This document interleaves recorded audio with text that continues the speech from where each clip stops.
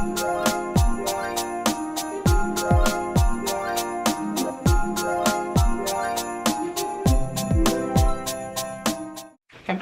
guys, welcome back to the channel, welcome back to the video. It is Deja and I am back with another video, honey. What's good, what's poppin', period. Okay, we're doing this GREEKMAS. We are being consistent with this and I'm super excited about it. So you guys, today I wanted to talk to you guys quickly about a little story time that happened to me, and I only wanted to share this because it's one, real, two, it's obviously, you know, it touches on the fact of like what you post and being careful about what you post and how that may affect an organization's decision based on letting you into their organization, their chapter, etc. So I wanted to talk to you guys about my experience joining a graduate chapter. Obviously you guys know that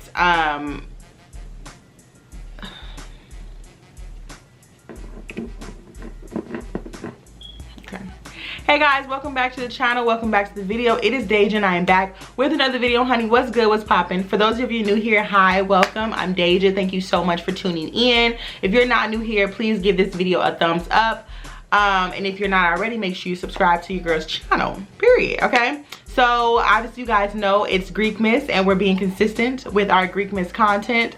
So I wanted to give you guys a story time about something that recently happened to me, as far as me joining a graduate chapter. So you guys know that I am in the process of joining a graduate chapter because once I graduated from undergrad, I did not immediately go into a graduate chapter. I'm very honest about that. Obviously, I don't know why people would lie and say that they're active if they're not, just because people can look on, you know, people can check that information, like it's open to everybody.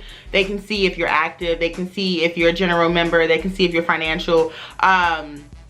So, you know, don't lie about stuff like that, okay? And that's why I never did, because one, like, finances definitely played a role into it, and just because I was still kind of like scarred from my undergraduate experience with my organization, but nonetheless I obviously wanted to hop back into it and you know, get back into a chapter.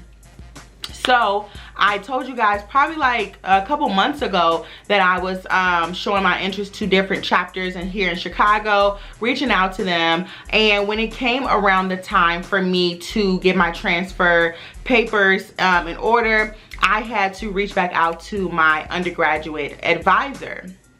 Now, I don't want to talk too much about that experience, but it was not the easiest because, you know, people did not want to be adults about this situation. So luckily for me, I do know other sorors who are willing to help me and who love me dearly. So I reached out to a soror that was in a different region of mine, or a different region than I was in. And I basically asked her if she would help me start this process with transferring my membership to another chapter, a graduate chapter, because obviously I wanted to be back active in a chapter. So yeah, so basically, long story short, I was looking into a lot of different chapters here in Chicago, just because it is a range of different chapters here in Chicago, and I definitely was interested in a couple. So one of the chapters, who will remain nameless, and I am not speaking for my organization, by the way, I'm just speaking from my personal experience, and I'm going to tie it back into how social media plays a big role in whether or not an organization, a chapter, is going to accept you into their organization. So essentially, I got my papers and stuff sent to the people, and I found their email and their phone number, and I reached out that way as well once I was told that my transfer papers were sent over to them.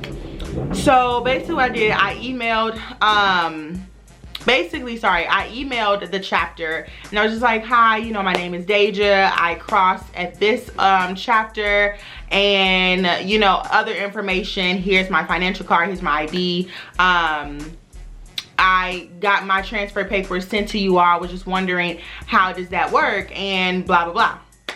So the young lady had ended up calling me because my email, when I send emails to like people who I really want to contact me back, I always put my number with it. So she ended up calling me like right away after that email, and she was just like, oh, like, we would love to have you, blah blah. So she started asking me all these questions and stuff like that, specifically about, you know, me and other stuff. And as I was answering them, then she's like, okay, well, you know, here's the information. This is when we meet, blah, blah, blah. Everything is virtual. So, you know, I'll send you the link and stuff like that. So I'm like, okay. So then hung up the phone. We got off the phone. She was super nice. Then she was like telling me, like, you know, the amount and everything, like, of what I had to pay for fees and dues and stuff like that. And I was like, okay. So then she had texted me, and she was just like, what is your undergraduate advisor's number and her email? And I was like, well, I don't have her number, but I do have her email. I can send you that, and then I can also send you the lady that referred me, or like actually sent my transfer papers, because the person who was supposed to did not want to do it. Or I'm assuming so, because she was never reaching out to me until I reached out to the other lady, and I guess the other lady reached out to her and was just like, hey, like, what's going on with her paperwork, blah blah blah. Okay, so after she texted me and she was like, send me this information, I sent her some information. And obviously, you guys, my YouTube channel is my first and last name, you know what I'm saying? It's not under a different alias or whatever. I think that's the word. It's not under a different name. So the lady had reached out, and she had asked for that information. Then she called me, what I want to say, the next day, and was just like, so we really want to give you membership into our organization, but I mean into our chapter, but we just have a few concerns, and it's with your YouTube videos. And I knew this was gonna come up, so I was just like, oh, okay, so what about it or whatever.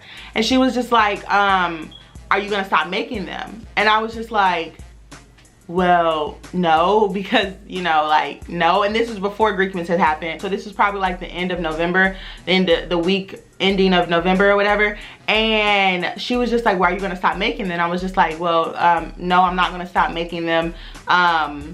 This is like a second job for me, honestly. And I was just like, okay, well, I'm not understanding, like, what's wrong with the videos. And she was just like, well, we just feel like, you know, you're saying too much, and, you know, you're speaking for the organization. I was just like, I never say that I'm speaking for the organization unless it's facts. And I think what people fail to realize is that what you put on social media is can definitely hurt you. And this is to all my young people out there. I'm saying this and I'm using myself as an example, only because I know for a fact in my heart of hearts, and I know people who watch my video and support me know that I am not doing anything ill will and harm and spiteful or anything negative with my videos. I know people know that.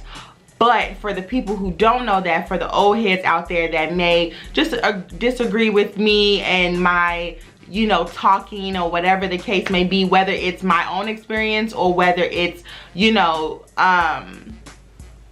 something that they deem that we shouldn't just talk about.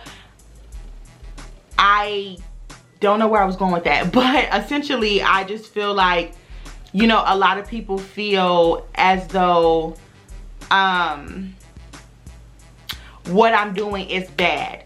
And this is a prime example of watching what you post on social media. Now, I'm only using myself as an example is because I post on social media. I publicly post this my YouTube channel for the world to see, and I knew that you know, I knew that I was doing that. And then I also publicly posted, you know, this stuff on my social media just to let people know, like, hey, I posted a video. And some of the times my titles of these videos do be slightly clickbait, but you know, you gotta do what you gotta do, period. But I know for a fact that my videos are not harming anybody, and it's unfortunate because that was just one chapter. And I'm a very transparent person, you guys. I do not hold anything back. I don't believe in, you know, because I feel like if I hold stuff back, it's gonna get out regardless. You know what I'm saying? The truth is gonna, what is it? The truth is gonna always come to light. Whatever is in the dark is gonna come to light. So I'm not at all ashamed of this. I'm just letting you guys know that for most of you who are not in an organization, what you post on social media could definitely affect you know, everything that's going on. And I am not saying, you know, I'm not saying, oh my goodness, like it's affecting me, because I still have other chapters to reach out to and stuff like that. And I am a firm believer of God's timing, and making sure that I just don't you know, go to the first chapter that wants to choose me, but I'm also, you know, getting to know the people and getting to know the girls and stuff like that, and understanding and making sure that this is a chapter for me, because I'm the type of person, I'm in it to stay in it. I'm in it for the long haul. I'm not trying to jump from chapter to chapter to chapter, you know what I'm saying? And I think that's why it took me so long to get into, or start looking to get into another chapter, because I was hesitant about my undergraduate experience, and I wanted to make sure that I was strictly doing it for the right reason. So for those of you who are rushing the process or rushing getting into a chapter, understand that like this is something that you're gonna be in for a long time, so you don't want to jump into anything. So yeah, I wanted to basically just make this story time, just because and I'm sorry I couldn't say too much, just because, you know, I am being watched. But you know, and ultimately I do want to be in a graduate chapter, so I don't want to ruin my chances too much, but I'm also not going to bite my tongue or, you know, hold back who I am for anybody in any organization, including my own, because I know that that's not what my organization will want me to do. My organization would not want me to be somebody that I'm not. And I'm a very outspoken person, and I truly believe that whenever I do join a graduate chapter, it will be the right chapter. But as far as stop making my YouTube videos because a chapter wants me to, then that's not the chapter for me. And yeah, this is I'm not trying to speak for my organization. I'm not trying to, you know, make this a big deal and have you guys go crazy in the comments, because I know how some of y'all are about me, and I appreciate how protective y'all are for me. I love it. But I'm trying to connect it all back to the younger crowd who is trying to join these organizations, and who feel like I can post whatever on social media and no repercussions, or whatever the case may be. This is a prime example of me posting my YouTube videos. Obviously some people agree, some people who don't agree, and you know, the people who don't agree, they go to lengths, you know, different lengths to silence me, or to scare me, or to stop me from moving forward with my in a chapter, to be financial and to be active. But I just don't want you guys to mess up your chances when it comes to social media, because that can definitely hurt you. You know what I'm saying? You don't want to do that. So yeah, I hope you guys enjoyed the video. Sorry I couldn't share too much, but I hope you guys enjoyed it, and I will see you guys in my next video. Bye guys.